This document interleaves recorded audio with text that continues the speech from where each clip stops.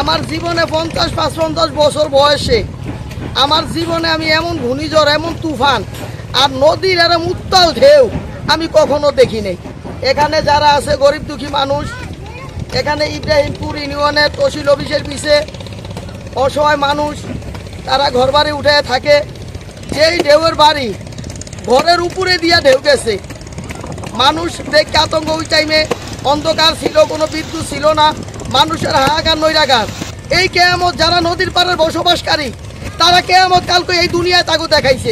তবে আমি আশা করি মাননীয় প্রধানমন্ত্রী আমার এই ভিডিওটা দেখবেন, মাননীয় শিক্ষামন্ত্রী, এলাকার গণ্যমান্য নেতৃবৃন্দ যারা আছে, দয়া কইরা এই নদীর পাড়ের অসহায় মানুষের পাশে আপনারা দাঁড়াইবেন।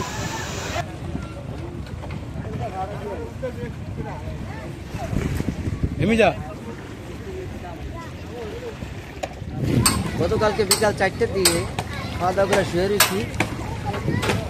এমন অবস্থায় প্রচণ্ড ঝড় বাতাস এবং কি 10-15 ফুট উঁচা ঢেউ দিয়া বাড়িয়ে আমাদের ঘর বাড়ি অনেক ভেঙে লাগছে।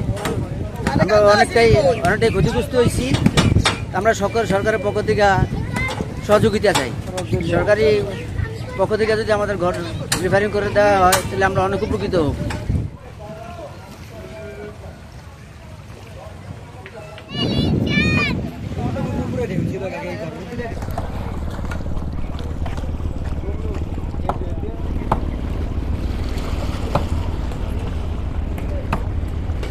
এরকম 10 থেকে 12 ফুট ঢেউ, এই ঢেউ আমাদের চালের উপর পর্যন্ত আতঙ্কের ভিতরে ছিল মানুষ। আমরা সবাই যেভাবে পাচ্ছি সেভাবে আমরা ঘর বাড়ি যার যার অবস্থান মতন স্থান মতন মাল সামানা নিতে আমাদেরকে ব্যাঘাত করছে। যেটুকু আসলে সেটুকু নিয়ে আমরা দূরের মাথায় ছিলাম, আর বাকিগুলা যারা আসলে সব নদীতে আমাদেরকে সব বিলীন করে নিয়ে গেছে। আমরা এখন চাচ্ছি মাননীয় প্রধানমন্ত্রী যেন আমাদের প্রতি দৃষ্টি আকর্ষণ করে, নদীর ভাত যারা আছে তাদেরকে যেন আমাদেরকে নদী ভাত সংযুক্ত করে, এবং মাননীয় ত্রাণ ও সমাজ কল্যাণ মন্ত্রী মাননীয় দীপুমণিকে আমরা দৃষ্টি আকর্ষণ করব। আমাদের যাদের ঘর বাড়ি অসহায় মানুষের প্রতি দৃষ্টি আকর্ষণ করে, ডিসি সাহেবের প্রতি দৃষ্টি আকর্ষণ করছি, টিউনের প্রতি দৃষ্টি আকর্ষণ করে বলছি আপনারা আমাদের প্রতি একটু নজর দিবেন।